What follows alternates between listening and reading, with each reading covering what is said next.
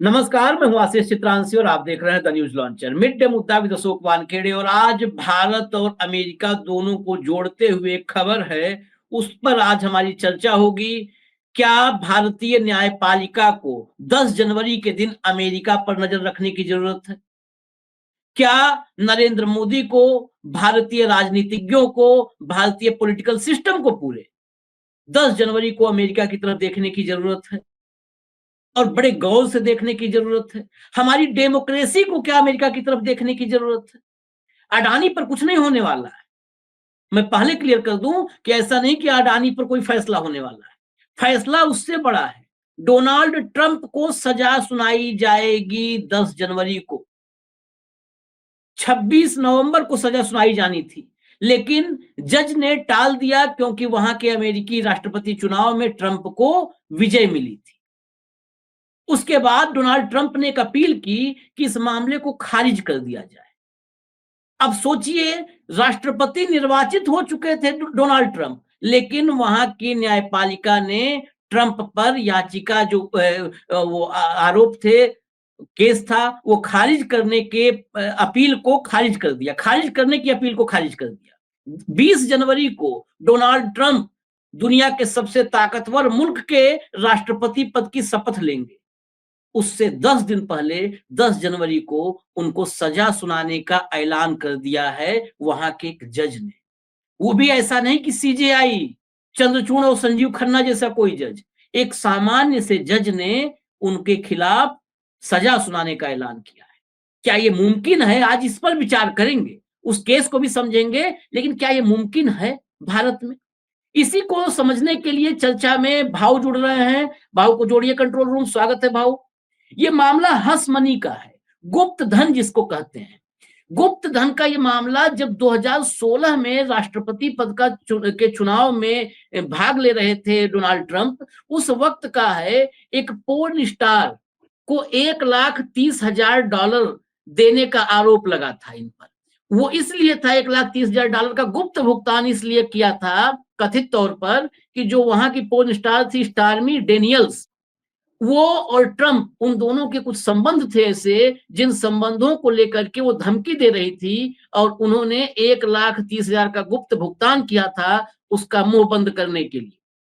इस मामले में व्यापारिक रिकॉर्ड में हेरा फेरी करने के 34 मामले थे और उनमें डोनाल्ड ट्रंप को दोषी मई में पाया गया। 26 नवंबर को सजा सुनाई जानी थी, चुनावी नतीजे आए, उसमें ट्रंप को जीत मिली और टाल दिया गया। बड़ी बात यह कि निर्वाचित होने के बाद वो चाहते थे मामला खारिज हो जाए, खारिज नहीं हुआ। शपथ लेने से पहले अब इसमें सजा में क्या सुनाया जाएगा ये हम नहीं तय कर सकते, वो जज साहब तय करेंगे। लेकिन जेल जाएंगे नहीं जाएंगे, ऐसी बातें होनी शुरू हो गई।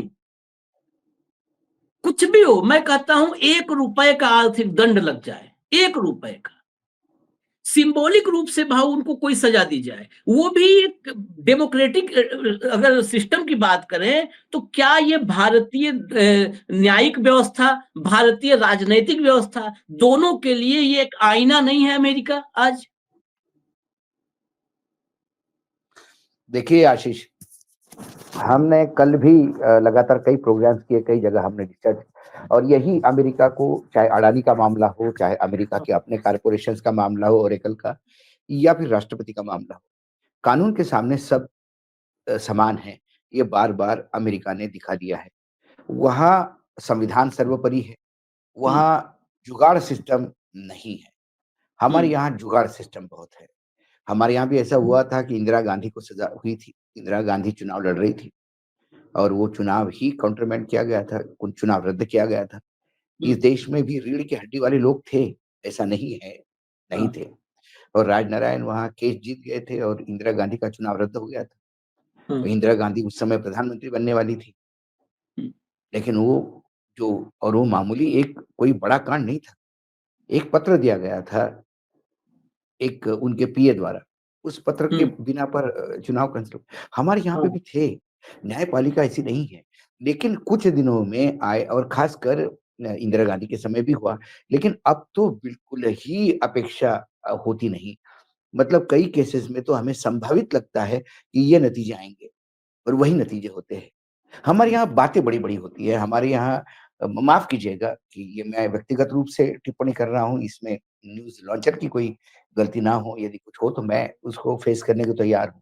हमारे यहाँ हमारे न्यायाधीश जब संगोष्ठी में जाते हैं, बाकी जगह जाते हैं, तो बहुत बड़ी-बड़ी बातें करते हैं हुँ, और वो बातें सुनने के बाद आम आदमी का विश्वास जग जाता है। लेकिन जैसा कि चंद्रचूड़ जी ने कहा था कि न्याय देना मतलब नहीं है, न्याय होता दिखाई देना चाहिए। और एक लगा कि नहीं, स्टेट्समैन बात कर रहे हैं। हुँ, लेकिन जब इलेक्टोरल बॉन्ड की बात आ गई, तो इलेक्टोरल बॉन्ड में आपने तो न्याय दिया, लेकिन न्याय हुआ कहाँ? हुँ, जिन लोगों ने एक्सटॉर्शन मनी की है, जिन लोगों ने ये तमाम गैर इतना गंदा काम किया कि आपने वो इलेक्टोरल बॉन्ड ही रद्द कर दिए, गैर हुँ, कानूनी घोषित कर दिए। क्योंकि एजेंसियों से एक्सटॉर्शन किया गया, मेडिकल कंपनियों का एक्सटॉर्शन किया गया, धमकियाँ दी गई, कई जगह से पैसे ये उगाही की रकम थी, ये बॉन्ड नहीं थे, हुँ, ये उगाही हुँ, थी। ये आप सब दिखता है, लोगों के सामने है।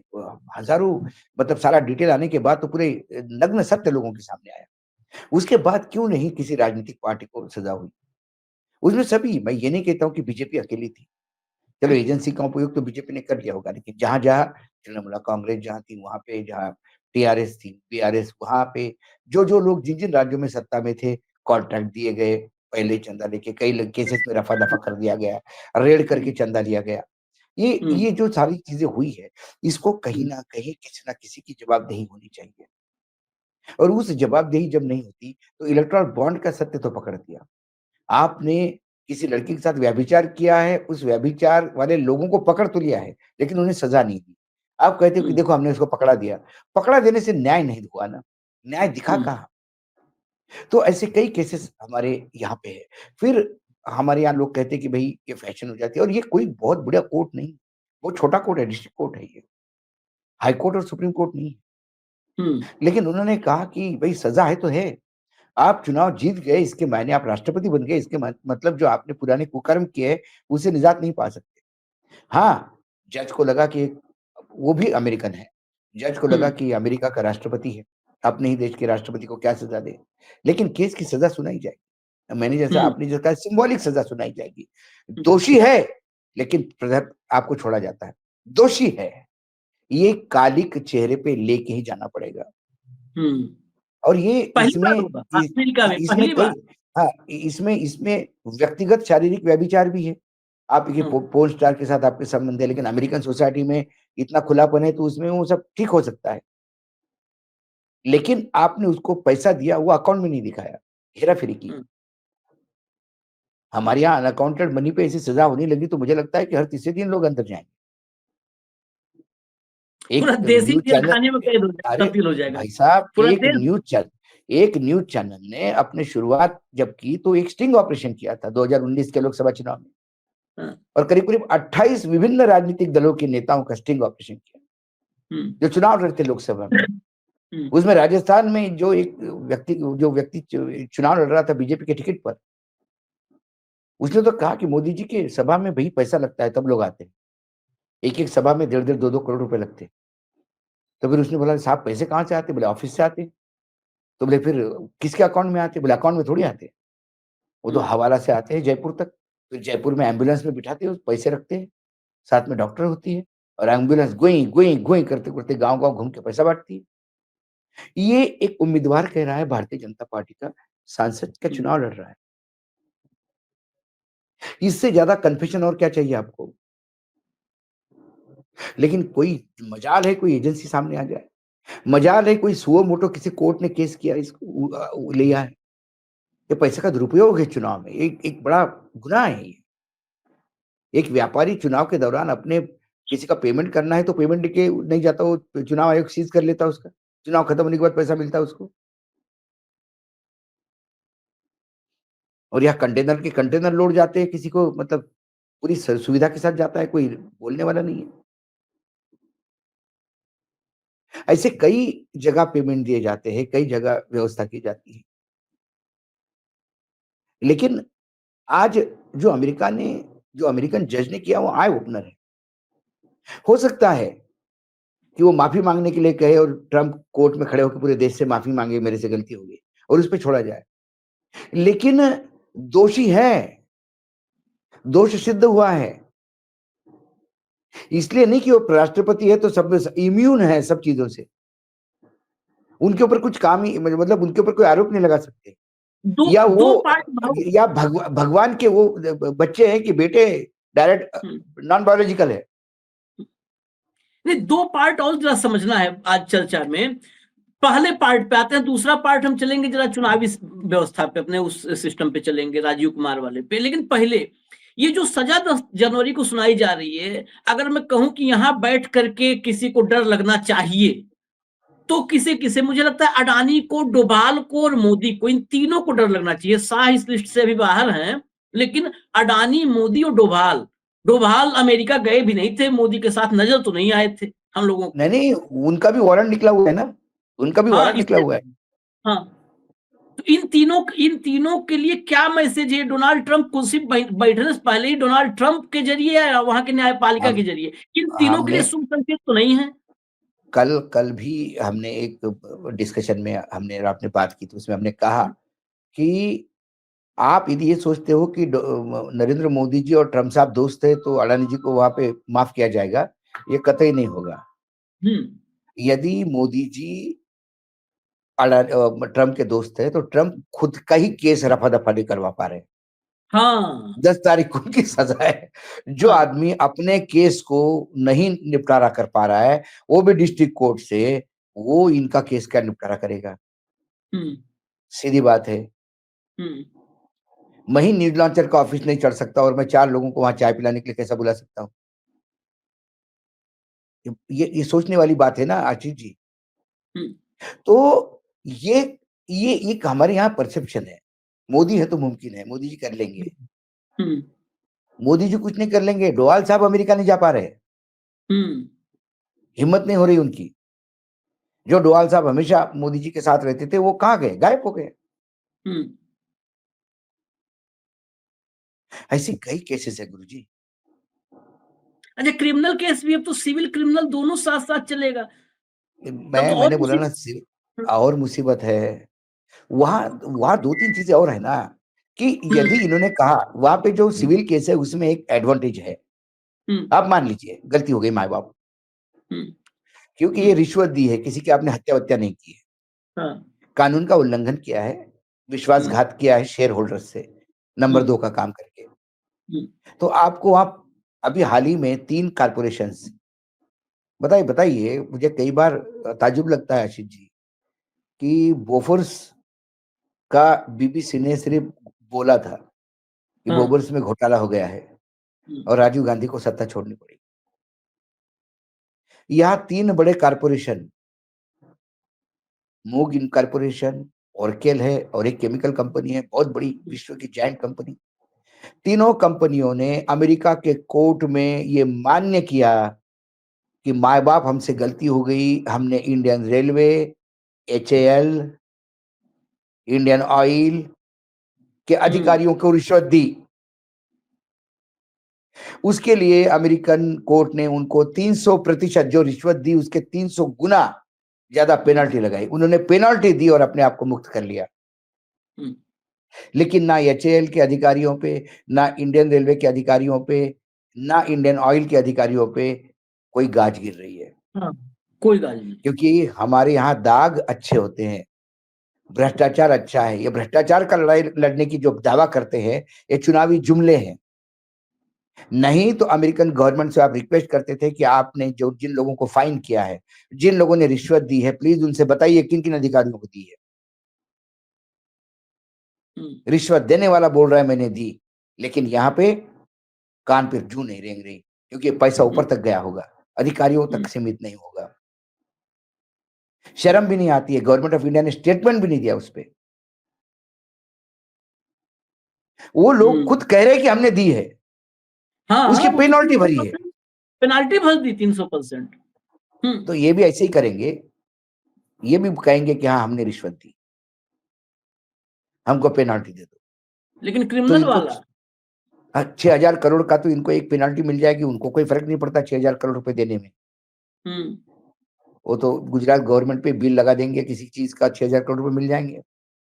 खेत बेच के तो डबल देना इंजन, नहीं है। खेत बेच के तो देना नहीं है। लेकिन जब उन्होंने कहा मैंने रिश्वत दी है और 6,000 करोड़ की पेनल्टी यदि उनको लगती है, तो क्या भारत सरकार किसको रिश्वत दी है पूछेगी? अब तो देने वाला भी भारतीय है और लेने वाला भी भारतीय है। या तो आपको एक है कि भाई साहब वो कंपनी हमको नहीं बता पा रही किसको दी है, आपने पूछा भी नहीं, बात अलग है, क्योंकि सीधी उंगली आपकी तरफ आती है। तो भ्रष्टाचार मुक्त भारत की बात करने वाला आदमी जो कहता है कि मैं झोला लेके चला जाऊंगा, लेकिन बाबा ये झोला कितना बड़ा है, कितना झोले के अंदर रखेगा, क्या क्या झोले में रखेगा पता नहीं। ऐसे 7-8 अडानी झोले में होंगे तो बिक गया देश। तो अमेरिकन एजेंसियां बहुत, वो इन्वेस्टर की बहुत इज्जत करते हैं। वह इन्वेस्टर ये बड़े बड़े उद्योगपतियों के लिए खाद्य सामग्री नहीं है, भोज नहीं है उनका। इन्वेस्टर नेशन बिल्डर है। उस इन्वेस्टर ने यदि पैसा लगाया है तो वहां की जो एक्सचेंज की जो एजेंसीज है वो उनकी गारंटी पे पैसा लगाता है। आज यदि हम कहीं पैसा लगाते हैं तो ये सेबी की गारंटी है कि कंपनी अच्छी है, सेबी ने लिस्ट किया है उसको, सेबी की जिम्मेदारी उसके ऊपर देखना है। लेकिन सेबी ही इन कारपोरेट के हाथों में खेल रही हो, जब बागड़ी खेत खा जाए तो फिर किसको बोलेंगे? तो ये भ्रष्टाचार ऊपर से लेकर नीचे तक सना है। और दुर्भाग्य है कि भ्रष्टाचार के खिलाफ लड़ाई लड़ने का दावा भरने वाले, दम भरने वाले लोग चुप है। क्यों हिंडनबर्ग को देश के विरोधी कहा गया? हिंडनबर्ग शॉर्ट सेलर है, लेकिन हिंडनबर्ग हवाबाजी तो नहीं करता। मैं आज जो कह रहा हूं, मीडिया हाउसेस नाच रहे हैं मोदी जी के इशारे पे।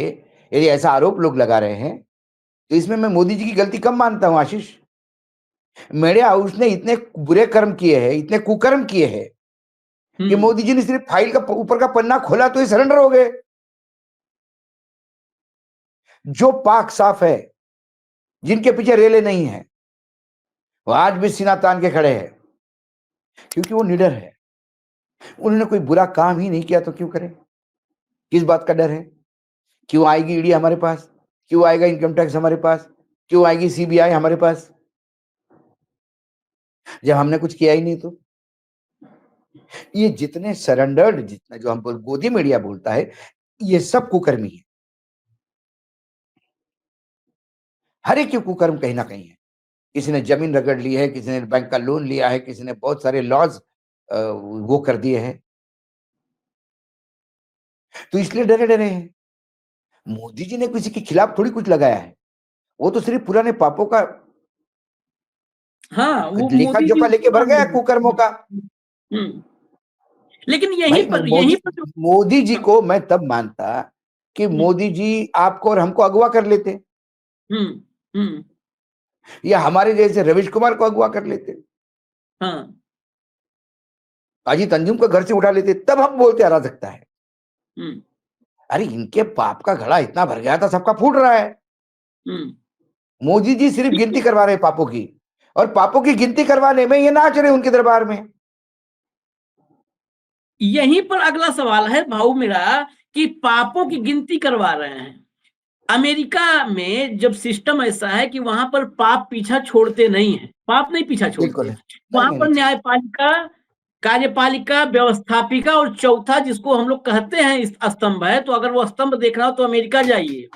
अमेरिका में ये मीडिया राष्ट्रपति की बखिया उधेड़ देता है। वहां वो दुनिया का सबसे ताकतवर शख्स जब वहां पर बैठा है, उसकी बखिया उधेड़ देता है।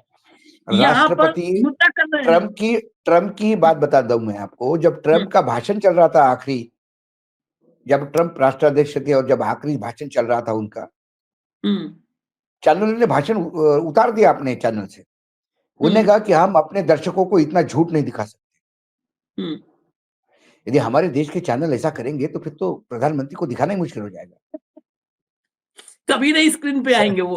तो मैं यही कर रहा था भाऊ कि जब बात यही पर है, यहाँ पर तो एक ही थाली में एक दूसरे के दांत से काटा हुआ मीडिया, न्यायपालिका, कार्यपालिका और व्यवस्थापिका, तीनों एक ही जो है लड्डू, थोड़ा थोड़ा चूहे जैसे कुतर रहे हैं, सब उसी लड्डू में से कुतर रहे हैं।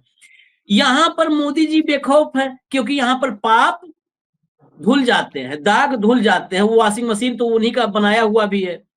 क्या अगर आज न्यायपालिका, हम न्यायपालिका अभी तक हम जो है पॉलिटिकल सिस्टम पे बात किए, क्या न्यायपालिका अगर एक बार आत्मावलोकन करे, अपने भीतर झांके, वो कोई भी बैठा हो, सीजीआई, आज संजीव खन्ना है, कल गवई साहब आएंगे, परसों कोई और आएगा, चंद्रचूड़ साहब भी थे, गोगोई भी थे, चले गए, दीपक मिश्रा भी थे, चले गए, सबको सबने देखा है, देश ने देखा है।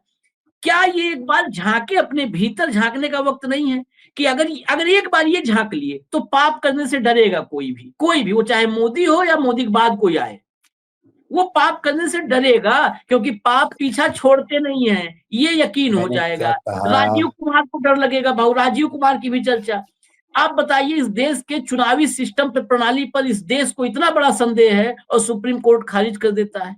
मैं बार बार एक उदाहरण दिया हूं जर्मनी का, इसलिए उदाहरण आज दे रहे हैं, जर्मनी का मैंने कई बार उदाहरण दिया है। जर्मनी में इसी मशीन से चुनाव होता था। 2009 में जर्मनी के मात्र 2 नागरिक, सिर्फ 2 व्यक्ति, वो गए और उन्होंने कहा कि मुझे इस मशीनी व्यवस्था पर डाउट है।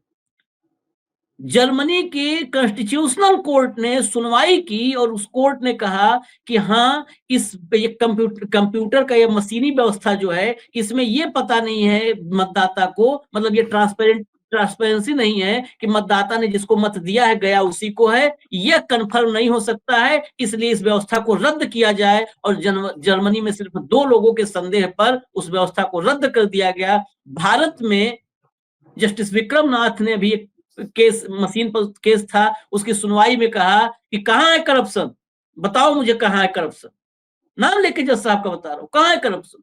यहां पर जो चीज राजीव कुमार ढकना चाहते हैं, जो चीज मोदी ढकना चाहते हैं, जो चीज सरकार ढकना चाहती है, न्यायपालिका चादर लेकर के, कंबल और रजाई लेके खड़ी नजर आती है कि अच्छा ढकना है, हमारे पास है कंबल, आपके पास नहीं, हम ढक रहे हैं।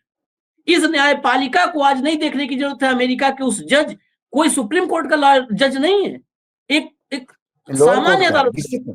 लोअर कोर्ट, वहां आज झांक करके एक बार अपने भीतर झांकने की जरूरत नहीं है इस देश की न्यायपालिका को, सुप्रीम कोर्ट को। देखो आशीष, मुझे मनमोहन सिंह की एक पिक्चर आई थी, रोटी, राजेश खन्ना वाली। उसमें एक गाना था, यार हमारी बात सुनो, ऐसा एक इंसान सुनो जिसने पाप ना किया हो, जो पापी ना हो, है ना? तो आज की डेट में न्यायपालिका में परिवारवाद 50% है, वो ऑलरेडी उसका मसला चल रहा है। न्यायपालिका में कैसे कैसे लोग आते हैं, न्यायपालिका में कई बार वकीलों को बोलना पड़ता है कि जज साहब आप ही वकील बन के नीचे आइए, ईडी के केस में। एक ही बेंच पे बार बार ईडी का केस लगता है। जब न्यायपालिका में ऐसे लोग आते हैं कि जो लोग संविधान के बजाय मनुस्मृति लागू करना चाहते हैं, जो लोग संविधान के हिसाब से नहीं, बहुसंख्यक के हिसाब से नतीजे देना चाहते हैं, न्यायपालिका में ऐसे लोग आते हैं कि जो संविधान और कानून को परिभाषित करके न्याय देने के बजाय भगवान के सामने बैठ के पूछते क्या न्याय दें। जब ऐसे लोग आते तो उनसे क्या अपेक्षा की जा सकती है? बेसिकली चयन जो सिस्टम है उसी को देखना होगा। न्यायपालिका में न्यायाधीश नौकरी छोड़ के चुनाव लड़ लेता है। इनको 10 साल का कूलिंग पीरियड देना चाहिए कोई भी राजनीतिक एक्टिविटी करने के पहले। एक रिटायर्ड होने के बाद कहता है कि मैं जीवन भर संघी था और घोर संघी हूं।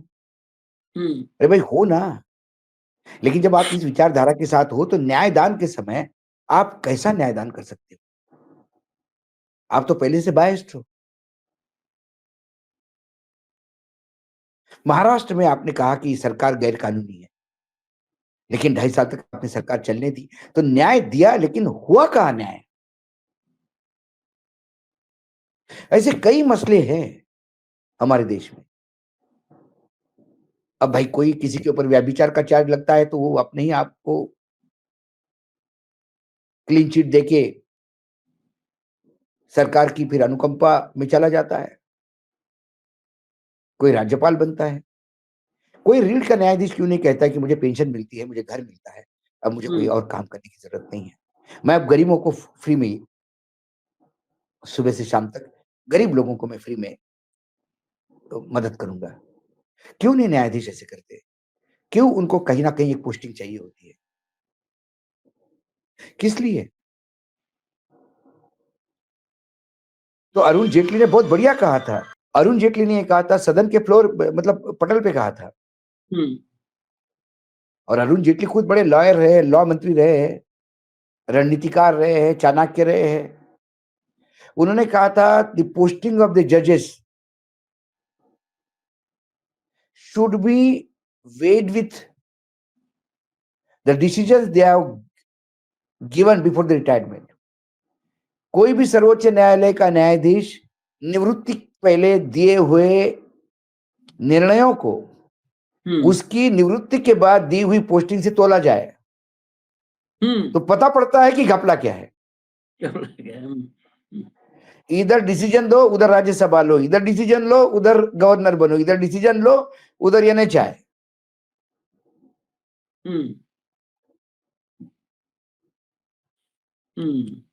तो इससे बाज आनी चाहिए। जब आपके व्यक्तिगत स्वार्थ हावी हो जाते हैं तो फिर न्यायदान पीछे पड़ जाता है। कई वीडियोज आते हैं आशीष जी, आप देखिए, अमेरिकन कोर्ट के वीडियोज है, पर देखने लायक होते। एक मानवीय पहलू है उसको। एक बुढ़ा आदमी, उसकी उम्र है 80 साल, उस पे रेड लाइट जंप का केस चल रहा था। जज ने कहा कि क्या उम्र है आपकी? बोले 84। तो बोला क्या करने, कैसे आपने रेड जंप कर दी? बोला मेरी पत्नी कैंसर से पीड़ित है, उसको ट्रीटमेंट में लेट हो रहे थे, मैं हॉस्पिटल जा रहा था तो मेरे से हो गया ये। तो बोले आपकी पत्नी और आपको? बोले नहीं, हमारा कोई इशू नहीं है, I take care of my wife. उन्होंने कहा at the age of 84 you still take care of your wife and you still drive your vehicle? बोले यस। बोले I am proud that such Americans are here, no fine to you. वो मानवीय पहलू हमारे कोर्टों में कहां दिखता है? हमारे कोर्ट के कई डिसीजन ऐसे हैं कि न्यायाधीश कहता है कि हमको मालूम है कि हमको आपको छोड़ना नहीं चाहिए, लेकिन पुलिस प्रशासन ठीक से केस प्रेजेंट नहीं कर पाया, इसलिए बेनिफिट ऑफ डाउट के तहत हमको तुमको छोड़ना चाहिए। लानत है फिर ऐसे न्यायपालिका पे। केस कमजोर किया जाता है।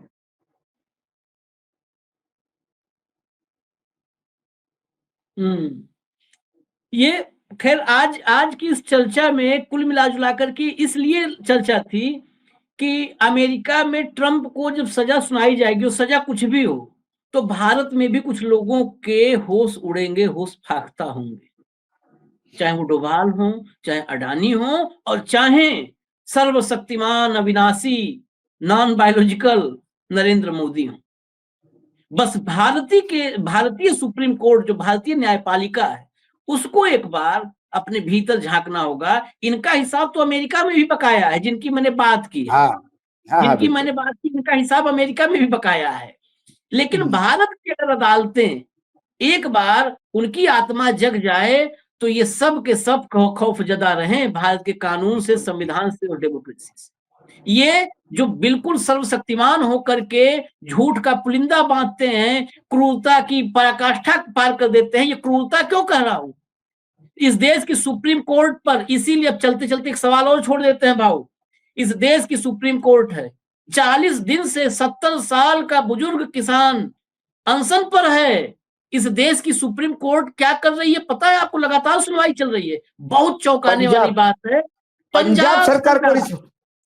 पंजाब सरकार, तुम हॉस्पिटल, अब तक इस देश की सुप्रीम कोर्ट इतनी रीढ़विहीन हो चुकी है कि उसके अंदर इतना हिम्मत नहीं है कि नरेंद्र मोदी को कहे कि प्रधानमंत्री क्या कर रहे हो आप?